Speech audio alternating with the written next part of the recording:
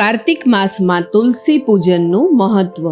શાસ્ત્રો અનુસાર કાર્તિક માસને બધા જ માસમાં સૌથી મહત્વનો મહિનો માનવામાં આવે છે. કાર્તિક માસમાં જ તુલસી વિવાહ, દેવ ઉઠી એકાદશી, લાભ પંચમી, યમ દ્વિતીયા, ભાઈ બીજ અને કાર્તિક પૂર્ણિમા જેવા ધાર્મિક તહેવારોની ઉજવણી કરવામાં આવે છે. આખો કાર્તક મહિનો જો ભગવાન શ્રી હરિને તુલસીદર અર્પણ કરવામાં આવે તો તેનાથી કલ્યાણની પ્રાપ્તિ થાય છે. કાર્તક માસમાં તુલસી રોપવાથી અનેક ગણું પુણ્ય થાય છે. કાર્તક માસમાં રોજ તુલસી પૂજન કરવાથી પિતૃઓ મોક્ષને પામે છે, ઘરમાં સકારાત્મકતા આવે છે. સાથે જ જો કાર્તક માસની બંને એકાદશી, ચૌદસ, પૂર્ણિમા અને અમાસના દિવસે જો સહસ્ત્ર તુલસી પત્રથી ભગવાન શ્રી હરિનું પૂજન કરવામાં આવે તો તે વ્યક્તિના જીવનની દરેક પ્રકારની આધિ વ્યાધિ અને ઉપાધિ ટળે છે અને સહસ્ત્ર ગોદાન કર્યા જેટલું પુણ્ય ફળ મળે છે. એકાદશીના દિવસે અર્પણ કરવામાં આવતા તુલસી પત્ર એકાદશીના પહેલા જ તોડી લેવા. વાસી તુલસી પત્ર ચડાવવાથી કોઈ જ પ્રકારનો દોષ લાગતો